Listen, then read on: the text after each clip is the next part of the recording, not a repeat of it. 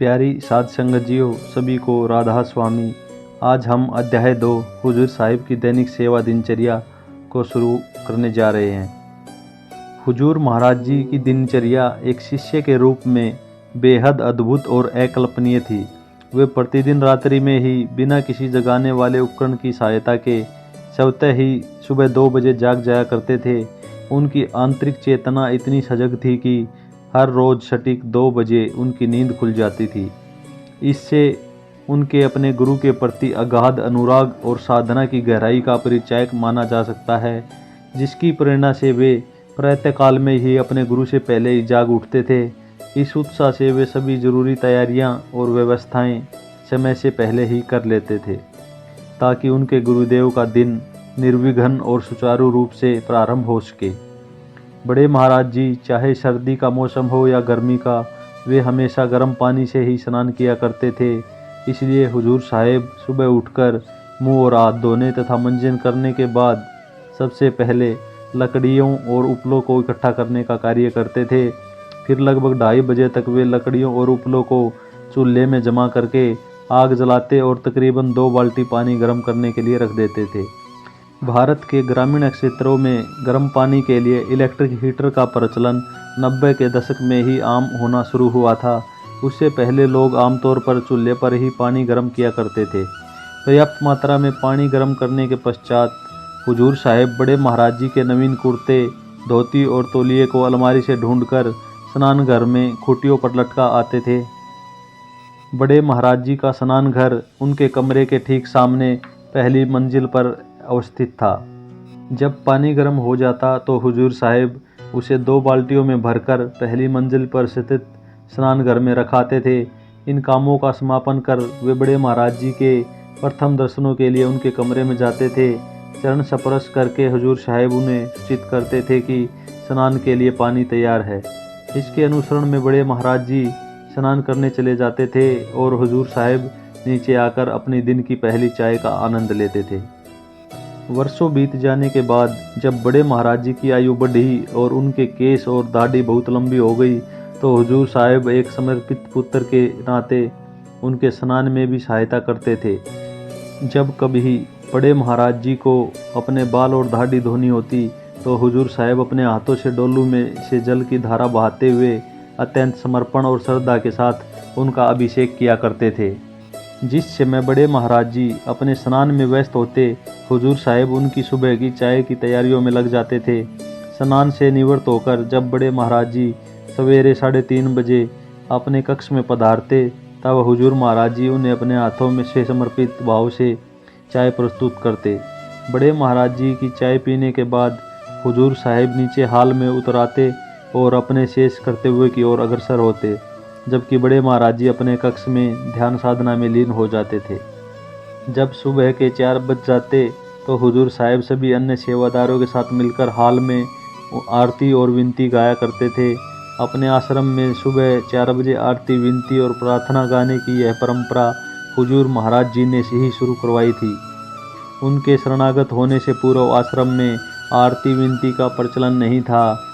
यह उन्हीं की प्रबल अभिलाषा थी कि अन्य मंदिरों और धार्मिक अनुष्ठानों की तरह ब्रह्म मुहूर्त के समय परमात्मा के गुणगान से भरे वाणी का मधुर प्रवाह हमारे आश्रम से भी हो। हुजूर साहिब लगभग 45 मिनट से 1 घंटे तक आरती, विनती और शब्द प्रार्थना गाया करते थे। इस दिव्य अमृत वेला में हुजूर साहिब की वाणी में ऐसी प्रखर ऊर्जा समाहित होती थी कि स्थानीय सत्संगी जो आश्रम से 3 किलोमीटर दूर गांव के बाहरी खेतों में रहते थे, वे भी उनके भजनों की ध्वनियों को अपने कानों तक पहुंचता हुआ अनुभव करते थे। आसपास के कई घरों ने तो हुजूर साहिब की इस सुरीली प्रार्थना को ही अपनी सुबह के जागृत होने की प्राकृतिक अलार्म घड़ी का दर्जा दे दिया था। उनकी गहरी निंद्रा भी हुजूर साहिब के स्वर में गाए जाने वाली 4 बजे के मंगलकारी और मधुर गीतों की मिठास से खुला करती थी। आरती और विनती के पश्चात हुजूर साहिब सुबह के 5 बजे तक अपने निजी कक्ष की ओर प्रस्थान करते, जहां वे नियम पूर्वक 1 घंटे का समय अपनी गहन साधना में समर्पित करते। बड़े महाराज जी द्वारा दिए गए हुक्म के अनुसार उन्हें प्रतिदिन कुछ समय साहित्यिक सर्जन या पवित्र वाणी एवं शब्दों की रचना में लगाना होता था। इस आज्ञा का आदर करते हुए सुबह लगभग 6 बजे जब हुजूर महाराज जी अपनी समर्पित साधना से उठते तो उनका ताजगी भरा चित्त और संग्रहित एकाग्रता से ओतप्रेत मन नवीनता और गहरी आध्यात्मिकता से भरे साहित्य की उत्कृष्ट रचनाओं को जन्म देता था। सुबह 7 बजे से 10 मिनट पूर्व हुजूर साहब अपने कक्ष से स्कूल जाने हेतु सज होकर बाहर निकलते थे। अपने दैनिक कार्यों की ओर प्रस्थान से पूर्व वे प्रतिदिन बड़े महाराज जी के दिव्य चरणों में शीश झुकाकर उनका आशीर्वाद प्राप्त करते थे। इसके बाद वो नीचे उतरते और जो भी प्रसाद बना होता उसे जल्दी से खा लेते, क्योंकि हर सुबह उन्हें अपने लिए समय की कमी महसूस होती थी। वे कभी कभार समय की कमी के कारण बिना नाश्ता किए ही अपने स्कूल की व्यावसायिक जिम्मेदारियों को निभाने चले जाते थे। अपने इस व्यावसायिक दायित्वों की ओर अग्रसर होने से पूर्व हुजूर साहब पहले ही 5 घंटे की गहन गुरु सेवा का अपना पहला चरण पूरा कर चुके होते थे। उनका प्रतिदिन स्कूल जाना एक तपस्या से कम न था, वो एक ऐसे संघर्ष का पर्याय था जिसे वे हर दिन बड़ी कुशलता और अदम्य साहस के साथ अंजाम देते थे। जहां उनके सहकर्मी रात्रि की गहरी निंद्रा से अभी अभी उठकर अक्सर निंद्रा की झोंकियों में स्कूल की देहरी लांघते, वहीं हुजूर साहब एक अलौकिक ऊर्जा से आविर्भूत होते थे। विद्यालय के दायित्वों से पूर्व लगभग दोपहर तक अनवरत सेवा और साधना में लगे रहने के बाद भी उनके आंतरिक आध्यात्मिक ऊर्जा की प्रबलता स्पष्ट दिखाई देती थी। उनका यह आध्यात्मिक तत्परता उनके हर कर्म और व्यवहार में परिलक्षित होती थी। उनका तेजस्वी चेहरा सहकर्मियों और बच्चों से नई आशाओं की लहर उत्पन्न करता और उनके हृदय में उमंग और उत्साह का संचार करता। आश्रम के अपने कर्म क्षेत्र में जैसे वे ऊर्जा, परिश्रम और जिम्मेदारी और समर्पण की मिसाल थे, उसी प्रतिबिंब को हुजूर साहब ने अपने शिक्षकीय जीवन में भी उजागर किया। उन्होंने 12वीं कक्षा तक के बच्चों को अंग्रेजी पढ़ाई, जो उस दौर में ग्रामीण विद्यालयों के लिए एक चुनौतीपूर्ण विषय माना जाता था। लेकिन उनकी असाधारण शिक्षण पद्धति से वे प्रत्येक वर्ष उनके छात्र 100% सफलता के झंडे गाड़ते। उनकी यह उपलब्धि न केवल उनकी शिक्षण प्रतिभा का प्रमाण थी, बल्कि उनके समर्पित प्रयासों का भी जीवंत स्वरूप थी। हुजूर साहब के प्रतिष्ठित अध्यापन कौशल, उनके उत्कृष्ट परिणाम और उनके पाठ्यक्रम के प्रति समर्पण के परिपाक में उन्हें स्कूल में हेडमास्टर के प्रतिष्ठित पद तक पदोन्नत किया गया था। हुजूर साहब का स्कूल में अध्यापन कार्य दोपहर 2:30 बजे तक संपन्न हो जाया करता था, जिसके पश्चात वे अपने स्कूटर पर वापस आश्रम की ओर प्रस्थान करते थे। इसके साथ ही हुजूर साहिब बीते हुए दिन के 12 घंटे में अपनी दोनों जिम्मेदारी, गुरु सेवा और अपना पेशावर दायित्व दोनों ही पूर्ण उत्साह और समर्पण के साथ संपन्न कर चुके होते थे।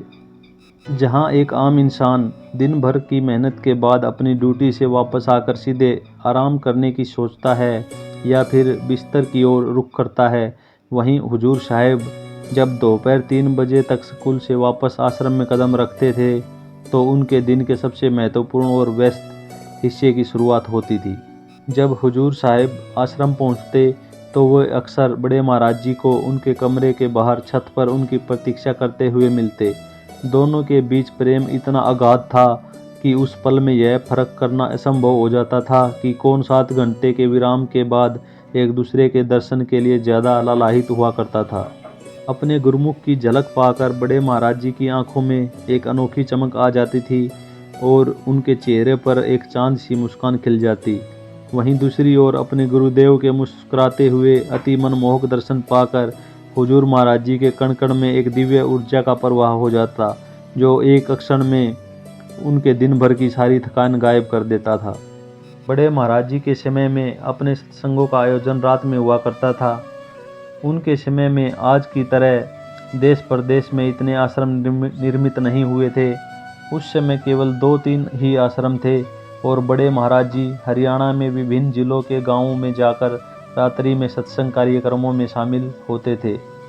बड़े महाराज जी रात्रि में सत्संग का आयोजन करते थे, जिसके बाद पूरी रात शब्दवाणी होती थी। वे तड़के 4 बजे जीवों का नामदान देते थे और सूर्योदय होने से पहले ही वापस विनोद आश्रम की ओर प्रस्थान करते थे।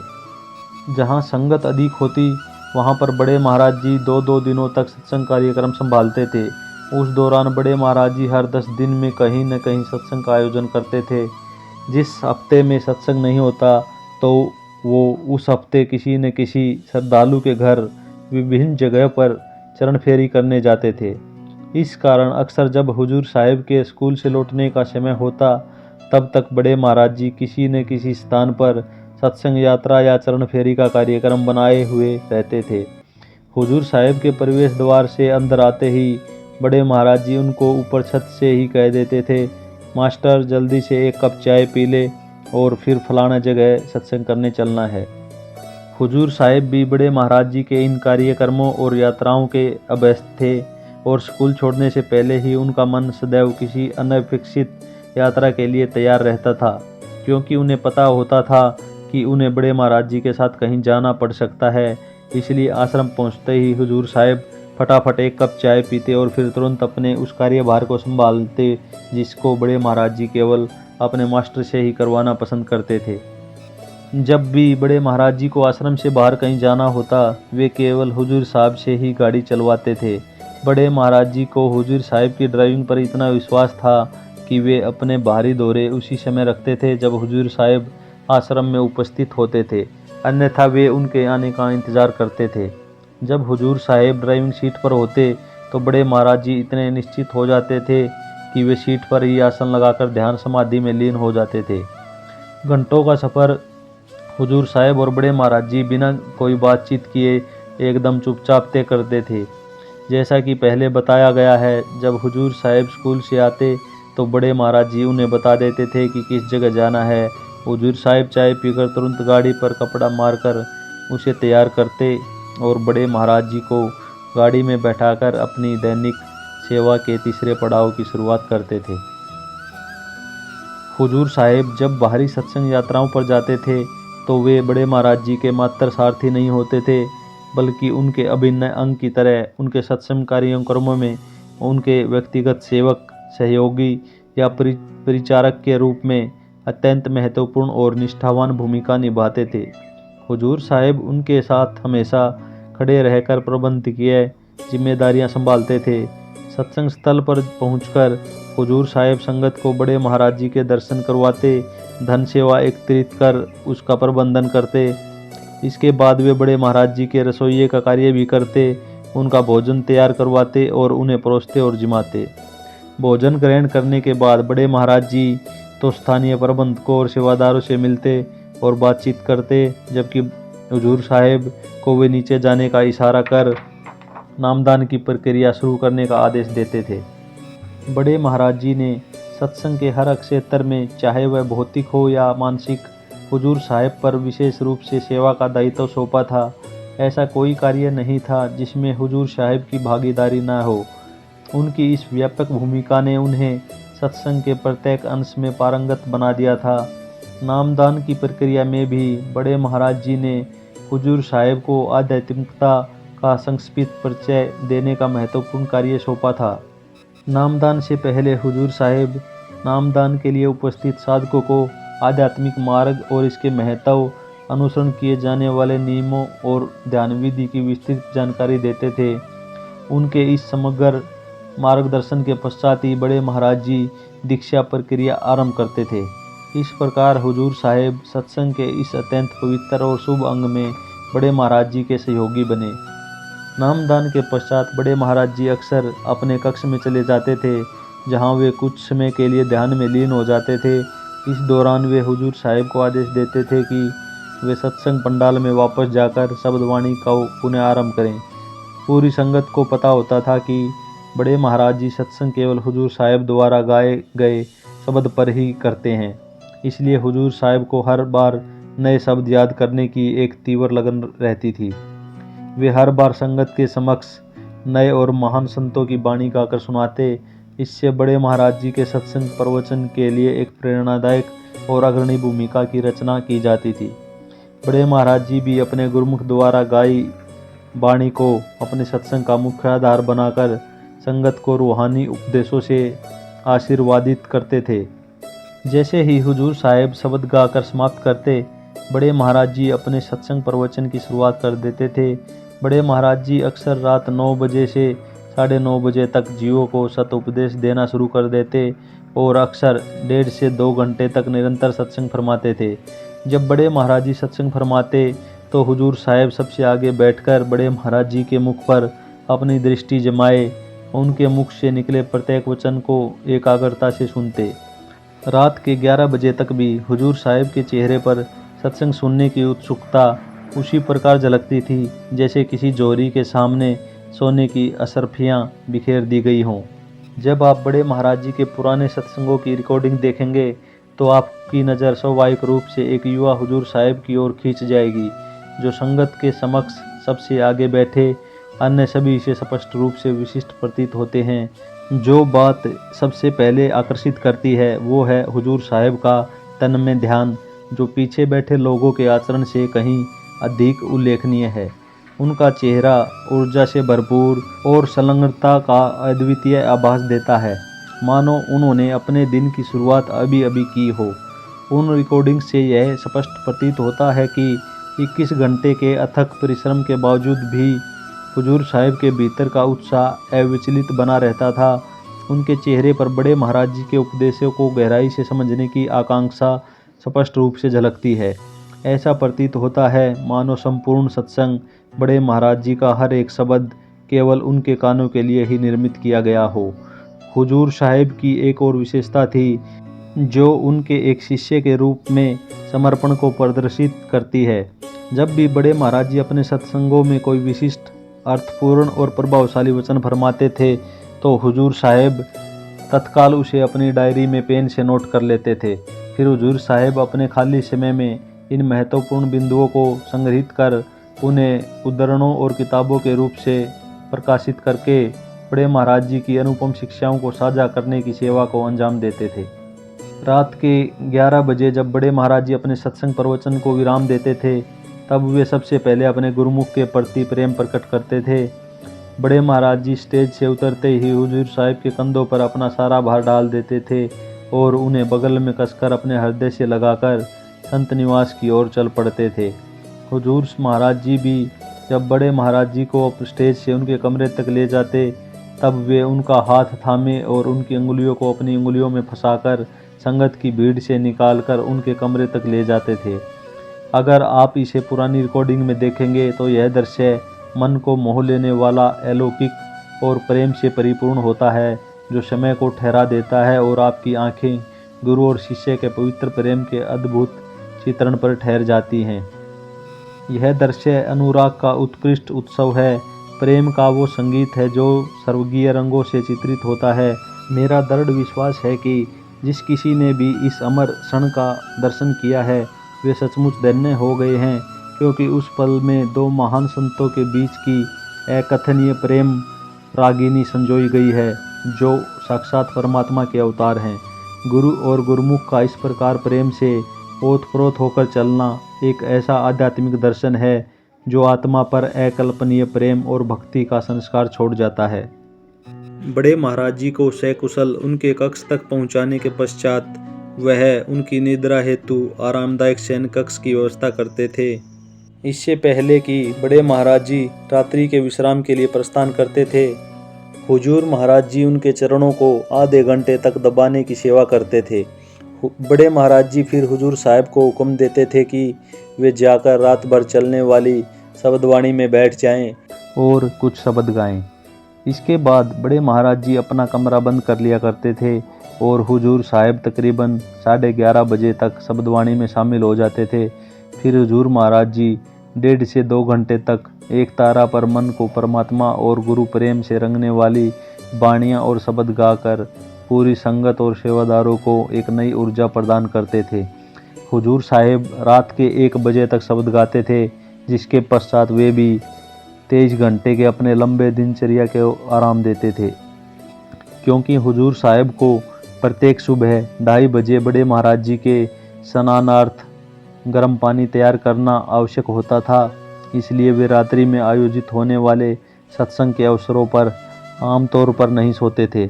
वे फिर रात को 1 बजे किसी के कमरे में जाकर 1-1.5 घंटे के लिए ध्यान समाधि में बैठ जाते थे। ध्यान से उठने के बाद हर रोज़ की तरह हुजूर साहिब फिर एक बार सुबह 2:30 बजे से अपने दैनिक सेवा में जुट जाते थे। जिससे वे बड़े महाराज जी को स्नान करवाते, चाय पिलाते और खुद स्नान करते। इसके पश्चात 4 बजे हुजूर साहिब बड़े महाराज जी को अमृत वेला के दौरान एक छोटे सत्संग के लिए पुनः पवित्र मंच पर आसीन करवाते थे।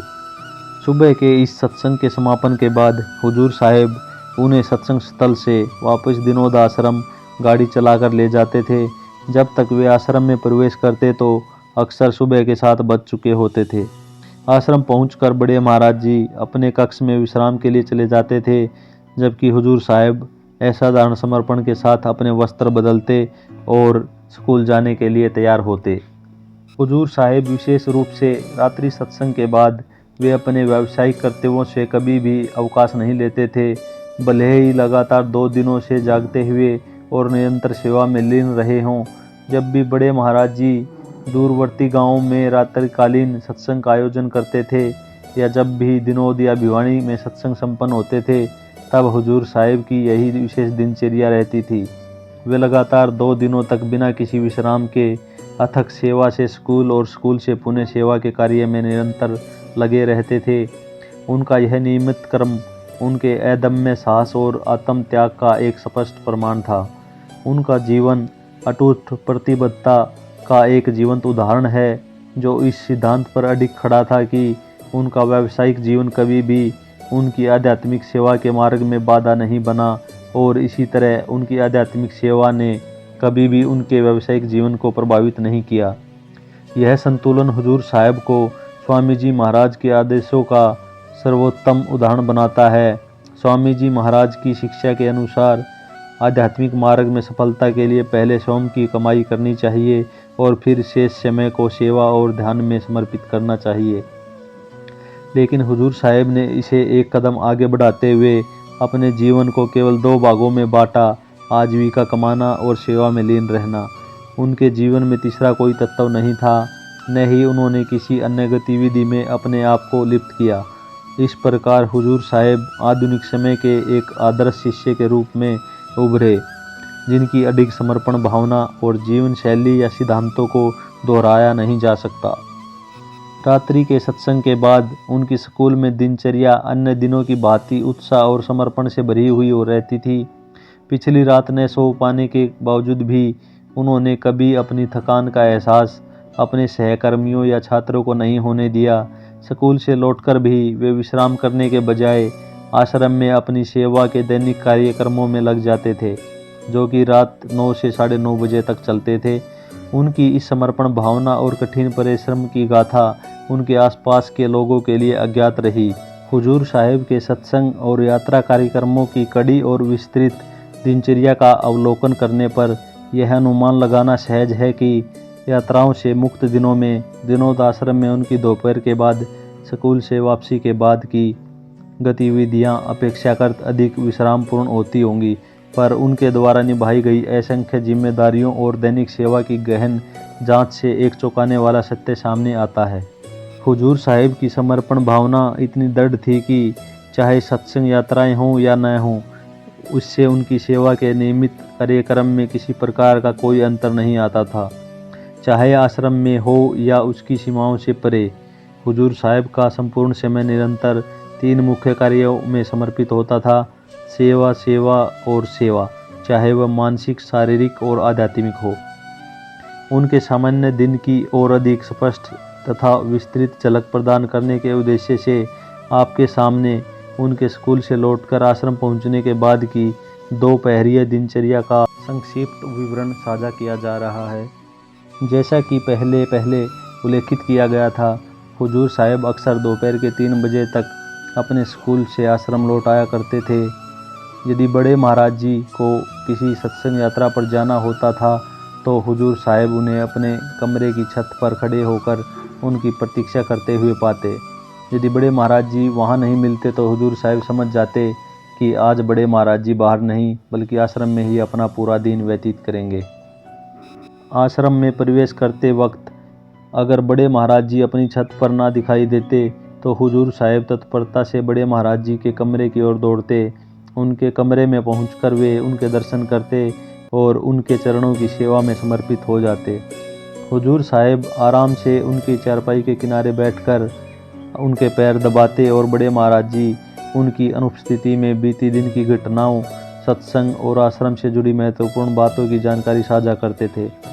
लगभग आधे घंटे की इस सार्थक वार्तालाप के बाद बड़े महाराज जी अपने प्रिय शिष्य की थकान समझते हुए उन्हें आराम करने और जलपान ग्रहण करने के लिए भेज देते थे। हुजूर साहिब फिर 3:30 बजे तक अपने कमरे में तो चले जाते थे, पर फिर भी उनकी नज़रें कभी बिस्तर की ओर नहीं जाती थी। वे अपनी अनगिनत जिम्मेदारियों के चलते अक्सर व्यस्त रहते थे, जिस कारण उनका ध्यान शायद ही कभी विश्राम की ओर जाता था। वे अपने कमरे में जाकर गर्म चाय के प्याले के साथ बड़े महाराज जी के निजी सचिव के रूप में अपनी सेवा में लग जाते। 1980 और 1990 के दशक में जब भारतीय घरों में मोबाइल फ़ोन और कंप्यूटर नहीं आए थे, तब प्रमुख संचार का तरीका हस्तलिखित पत्र और पोस्टकार्ड के माध्यम से होता था। इस दौरान हुजूर साहिब ने बड़े महाराज जी के लिए संगत से संबंधित सभी पत्राचार का प्रबंधन किया। इस संचार में संगत के आध्यात्मिक प्रश्न, शुभकामनाएं, व्यक्तिगत अनुरोध और सूचना साझा करना और निमंत्रण शामिल थे। प्रतिदिन हुजूर साहिब संगत द्वारा भेजे गए पत्रों को सावधानी से छांटते और बड़े महाराज जी की ओर से सोच समझकर उनकी प्रतिक्रियाएं तैयार करते। उनकी प्रतिक्रियाएं हाथ से लिखी गई प्रत्येक प्रश्न का उत्तर देती और वांछित जानकारी प्रदान करती। बड़े महाराज जी ने हुजूर साहिब को आध्यात्मिक प्रश्नों के उत्तर उनकी अपनी गहरी समझ के आधार पर देने की जिम्मेदारी प्रदान की थी। हुजूर साहिब अपनी प्रखर अंतर्दृष्टि का प्रयोग करते हुए इन आध्यात्मिक और सांसारिक प्रश्नों का हल निकालते, श्रद्धालुओं के संशय को दूर करते और उनके पत्रों पर बड़े महाराज जी के नाम से हस्ताक्षर करते थे। अपनी इस सेवा में लगभग 1 घंटे का समय समर्पित करने के पश्चात हुजूर साहिब आमतौर पर 4:30 बजे के आसपास बड़े महाराज जी के कक्ष के बाहर वाले बरामदे की ओर चले जाते थे। फिर वे इस जगह को बड़े महाराज जी द्वारा आयोजित शाम की बैठकों के लिए तैयार करने की सेवा में जुट जाते थे। वर्तमान समय में हुजूर महाराज जी शाम का समय आश्रम में रहने वाले सेवादारों को दर्शन देने में बिताते हैं। वे विभिन्न प्रमुख सेवादारों के साथ आयोजित लघु बैठकों में सक्रिय भागीदारी करते हैं, जिसमें दिन भर की गतिविधियों और उपलब्धियों का आकलन किया जाता है। इन चर्चाओं में कृषि संबंधी अपडेट, आश्रम के निर्माण कार्यों में प्रगति और आश्रम के अंदर की जा रही विविध सेवाओं पर आम जानकारियां शामिल होती हैं। बड़े महाराज जी के समय में जब आश्रम का आकार काफ़ी छोटा होता था और सेवादार भी कम थे, तब शाम की दिनचर्या भिन्न होती थी। बड़े महाराज जी स्थानीय वृद्धजनों और गांव के प्रमुख व्यक्तित्वों और नियमित अतिथियों के साथ अंतरंग सभाओं में संलग्न होते थे। इन सत्रों में निजी संवाद होते थे, जिनमें गांव की प्रमुख समस्याओं का समाधान किया जाता था और समुदायों द्वारा मांगी गई सलाह या सहायता प्रदान की जाती थी। इसके अतिरिक्त वे अक्सर बातचीत के दौरान सत्संग भी फरमा दिया करते थे, जिससे रोज आने वाले लोगों के बीच एक सहज वातावरण बनता था। बड़े महाराज जी रोजाना अपने कमरे के बाहर वाले बरामदे पर शाम 4:30 से 5:30 बजे तक गांव वालों के साथ मिलते थे। हुजूर साहिब हर रोज़ इन मुलाकातों के लिए खास तैयारी करते थे। पहले तो हुजूर साहिब बरामदे की सफाई करते थे। गर्मियों के दौरान वे बाल्टी लेकर बरामदे के पूर्व फर्श पर पानी छिड़कते थे। ये साधारण क्रिया वहाँ के माहौल को आरामदायक बना देती थी। फिर वे बड़े महाराज जी के लिए सिंहासन और आगंतुकों के लिए चटाइयाँ बिछाते थे, ताकि सभी को आरामदायक बैठक मिले। जब तक लोग पहुँचते, बरामदा सुखद बातचीत के लिए बिल्कुल तैयार होता था। यह सब हुजूर साहिब की विचारशील सेवा का नतीजा होता था। इन सभाओं के दौरान हुजूर साहिब एक उत्तम सेवक की भूमिका निभाते थे। वे पहले आए मेहमानों को चाय और विभिन्न प्रकार के प्रसाद परोसते, फिर बड़े महाराज जी के ज्ञानवर्धक चर्चाओं को ध्यानपूर्वक सुनने के लिए सबसे पीछे जाकर बैठ जाते थे। सत्संग की तरह वे इन आध्यात्मिक वार्तालापों का सारांश लेखनीबद्ध करते थे, जिससे वे बड़े महाराज जी द्वारा दी गई कोई भी महत्वपूर्ण सलाह, मौलिक सिद्धांत या उपस्थित जनों के लिए सुझाए गए समाधान शामिल होते थे। हुजूर साहिब की इन ज्ञानमयी बातों को सहेजने की प्रक्रिया सिर्फ नोट बनाने तक सीमित नहीं थी। वे इन गहरी सोच वाली बातों को ध्यानपूर्वक संग्रहित कर उन्हें संशोधित करते हुए आध्यात्मिक पुस्तकों में परिणत करते थे। फिर उनके द्वारा रचित पुस्तक संगत के बीच साझा की जाती थी, जिससे उन्हें बड़े महाराज जी की शिक्षाओं और अंतर्दृष्टि से प्रेरित मार्गदर्शन और आत्मज्ञान प्राप्त होता था। इन सभा के समापन होने पर शाम लगभग 5:30 बजे तक हुजूर साहिब रसोई की ओर बढ़ते थे, जहां वे बड़े महाराज जी के रात्रि भोज की तैयारियों के बारे में सेवादारों से समन्वय करते थे। बड़े महाराज जी शाम 6 बजे तक अपना भोजन समाप्त कर लेते थे, जिसके बाद वे अपने कमरे के बाहर विस्तृत बरामदे पर शांत और सुकून भरी सैर करते थे, जो उनके लिए चिंतन और पाचन का समय होता था। जब बड़े महाराज जी टहलते थे तब हुजूर साहिब उनके कक्ष को रात्रि के लिए तैयार करने में जुट जाते थे। उनका पहला कार्य कमरे की पूरी तरह सफाई करना और कमरे में व्यवस्था कायम करना था। इसके बाद वे बड़े महाराज जी के बिस्तर को बहुत ध्यान से बनाते थे, यह सुनिश्चित करते हुए कि उनके रात्रि ध्यान और आराम के लिए सभी सुविधाएं उपलब्ध हों। इसमें मच्छरदानी लगाना, पीने का पानी रखना और रात के लिए सभी जरूरी चीज़ें व्यवस्थित करना शामिल था। कमरे की इस सेवा के उपरांत हुजूर साहिब फिर नीचे मुख्य हॉल की ओर चले जाते थे, जहां उन्हें बड़े महाराज जी द्वारा सौंपी गई एक और पवित्र जिम्मेदारी निभानी होती थी। बड़े महाराज जी ने हुजूर साहिब को आश्रम में शाम की शब्दवाणी में गाने का हुक्म दिया हुआ था, जिसमें उन्हें प्रतिदिन कम से कम 5 शब्द गाकर सुनाने होते थे।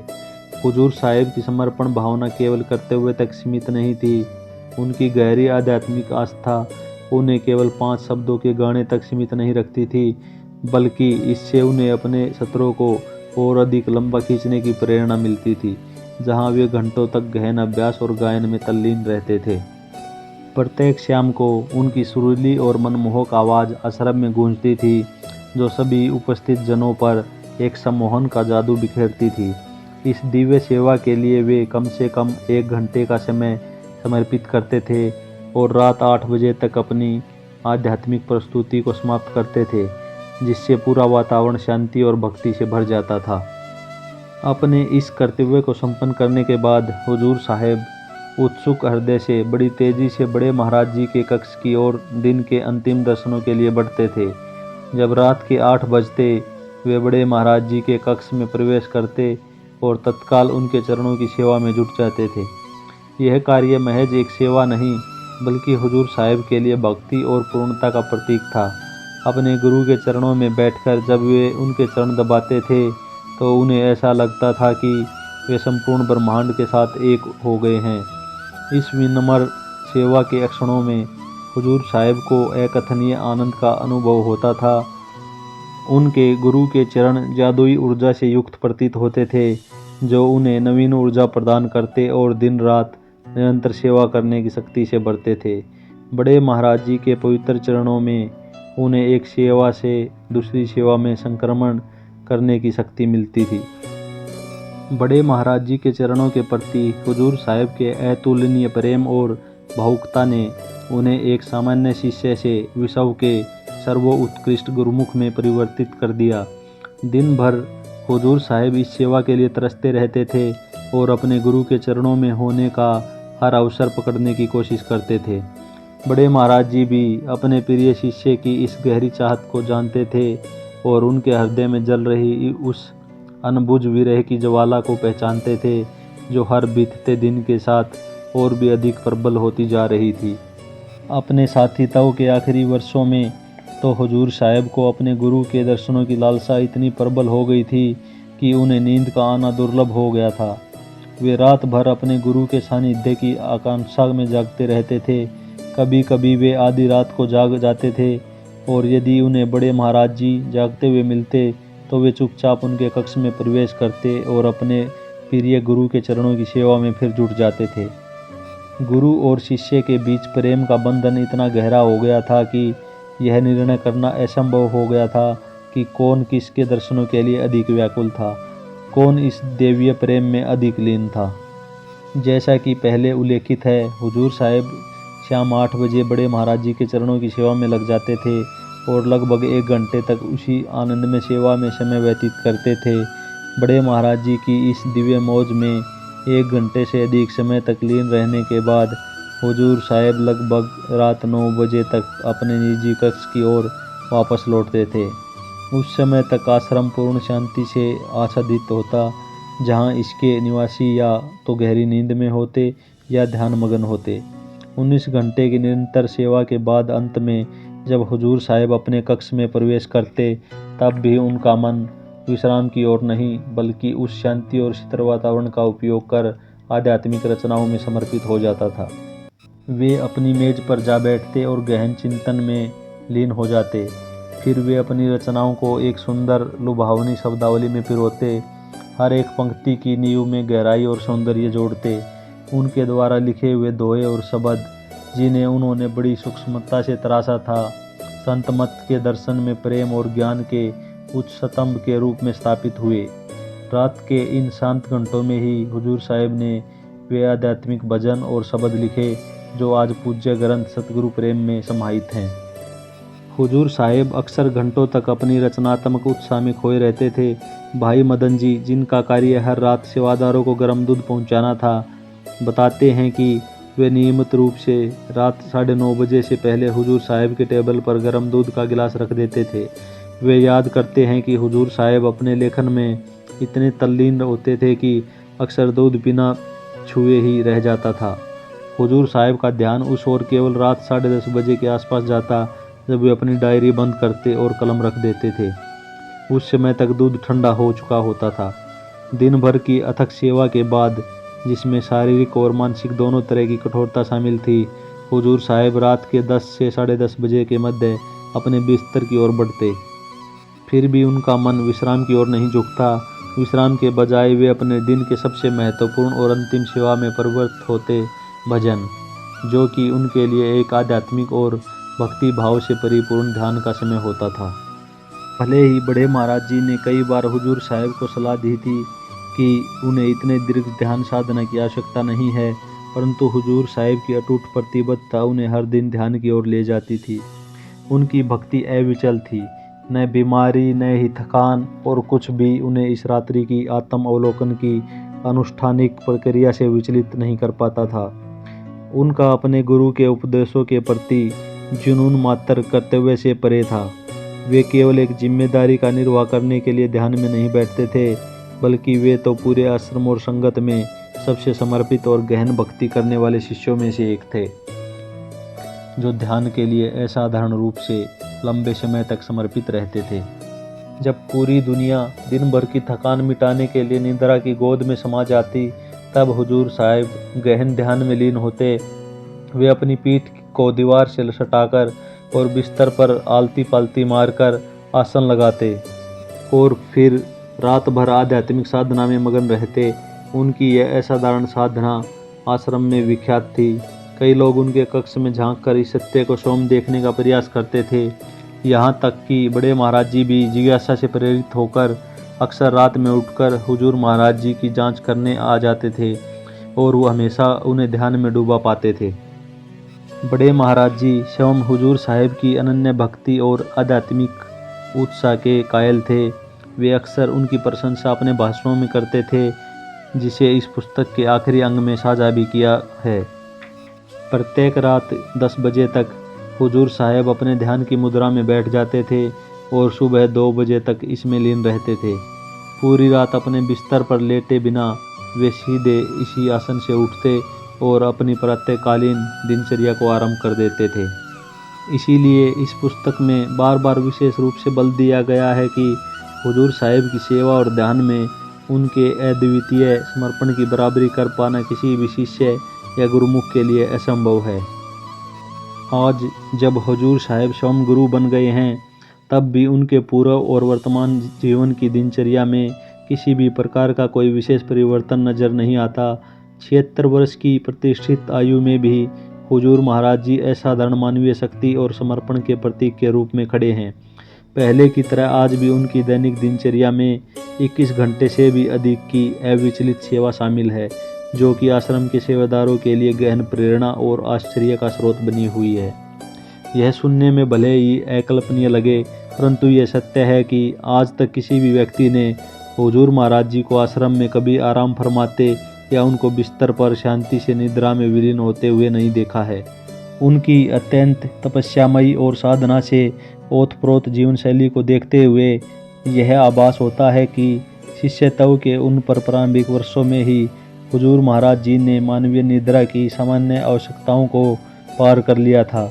पूर्व पृष्ठों में हुजूर साहिब की सेवा का वर्णन जो उन्होंने बड़े महाराज जी के निजी सहायक के रूप में की थी, वास्तव में उनकी विस्तृत सेवाओं की मात्र एक झलक है। इससे आगे बढ़ते हुए उनकी सेवा आश्रम के विभिन्न क्षेत्रों में व्यापक थी, जहां वे एक निष्ठावान भक्त के रूप में निरंतर कार्य करते थे। उनके योगदान में कृषि कार्य, फसल की कटाई से लेकर आश्रम की इमारतों का निर्माण तक शामिल था। हुजूर साहिब की जिम्मेदारियां लंगर की देखभाल, प्रबंधन और दान संग्रहण तक विस्तृत थी। मूलतः आश्रम में कोई भी कार्य, चाहे निर्माण हो, कृषि संबंधी हो या सत्संग से जुड़ा हो, यदि उसे बड़े महाराज जी द्वारा तत्काल या सूक्ष्म ध्यान देने योग्य माना जाता था तो उसे हुजूर साहिब को देखरेख करने और सफलतापूर्वक पूरा करने के लिए सौंपा जाता था। जब भी हुजूर साहिब को कोई जिम्मेदारी सौंपी जाती, वे उसे पूरे दिल से निभाते थे। वे सिर्फ कार्यों के पर्यवेक्षक नहीं थे, बल्कि एक प्रेरक नेता थे जो अपने उदाहरण से आगे बढ़ते थे, अन्य सेवादारों के साथ मिलकर सेवा में खुद को समर्पित करते थे। उनकी उपस्थिति का अर्थ सिर्फ निर्देशन नहीं था, बल्कि सहकार्य, सहभागिता, ऊर्जावान बनाना और दूसरों को प्रेरित करना था। वे अपने साथी सेवादारों में ऐसा जोश और उत्साह भर देते थे जिससे उनके प्रयास तेजी से बढ़ते थे।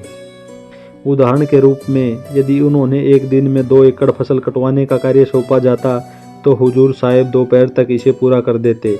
एक अन्य उदाहरण के रूप में, जब आश्रम में सतखंड का निर्माण चल रहा था, तब हुजूर साहिब बड़े महाराज जी के व्यक्तिगत सहायक के रूप में अपने कर्तव्य और स्कूली जिम्मेदारियों के बावजूद अपने खाली समय में अन्य सेवादारों के साथ निर्माण कार्य में सेवा में जुट जाते थे।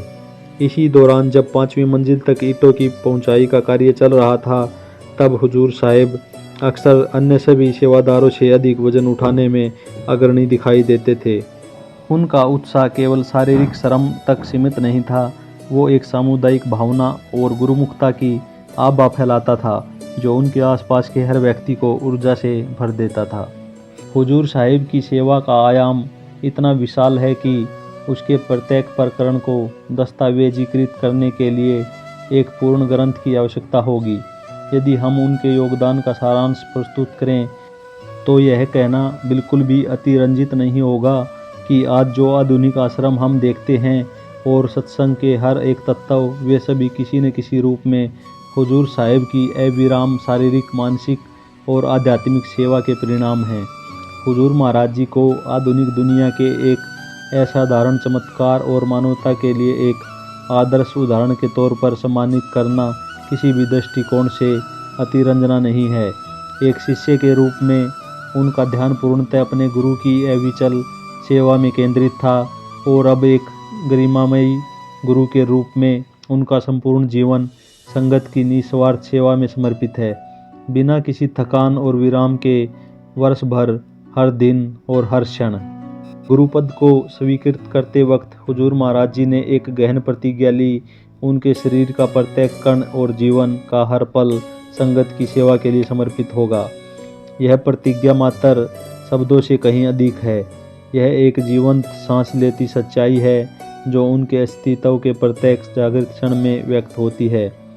दिन रात नींद की विराम के बिना हुजूर महाराज जी ने इस दिव्य व्रत का अटूट श्रद्धा और समर्पण के साथ पालन किया है। इतिहास के पन्नों में अनेक संतों की कहानियां अंकित हैं जिन्होंने आत्मज्ञान की दिशा में कठोर यात्राएं की। अपने उच्च आध्यात्मिक लक्ष्यों की प्राप्ति हेतु सांसारिक मोहमाया का परित्याग कर दिया। उन्होंने अपने घरों को छोड़ा, राज्यों को त्याग दिया और निंद्रा का भी परित्याग किया। वस्त्रों को त्याग दिया और यहाँ तक कि अपनी संतानों से भी दूर हो गए। हुजूर महाराज जी की भी गाथा इतिहास के अन्य सभी संतों की कहानियों से अपनी अनूठी और विशिष्ट प्रकृति में अलग खड़ी है। इसका मुख्य कारण यह है कि आधुनिक युग में भी उनके जीवन में सभी संतों की जीवनी और त्याग की भावनाएं समाविष्ट हैं। हुजूर महाराज जी की विलक्षणता इस बात में निहित है कि जब आप इतिहास के पन्नों में किसी भी संत, पीर या फकीर की जीवनी का अध्ययन करते हैं तो उनके जीवन की कथा, उनका त्याग और आत्मिकता हुजूर महाराज जी की जीवनी में भी स्पष्ट रूप से प्रतिबिंबित होती हुई दिखाई देती है। यही हुजूर साहिब की संपूर्णता और अद्वितीयता का साक्षात प्रमाण है। इस पुस्तक के आगामी खंड की शुरुआत करने से पूर्व, जो हुजूर महाराज जी के शिष्यावस्था के जीवन में अनूठे दृश्य प्रस्तुत करता है, मैं एक गहन विश्वास व्यक्त करना चाहता हूँ। हुजूर महाराज जी जैसे संपूर्ण और अत्यधिक समर्पित गुरुमुख का उदय परमात्मा के लिए भी किसी भी आगामी अवतार में एक अत्यंत विरल और अद्भुत सिद्धि रहेगा। मेरा दृढ़ विश्वास है कि इस संग्रह में दर्ज बड़े महाराज जी और हुजूर महाराज जी के मध्य घटित अनुभवों और स्मृतियों का अध्ययन करने के बाद आप भी इसकी सराहना करेंगे। आपको अनुभव होगा कि ये कथाएं केवल घटनाओं का सामान्य वर्णन नहीं है, बल्कि वे उनकी संयुक्त आध्यात्मिक यात्रा की गहराई, समृद्ध शिक्षाओं और प्रेरक अनुभवों का एक गहन और सजीव चित्रण प्रस्तुत करती हैं।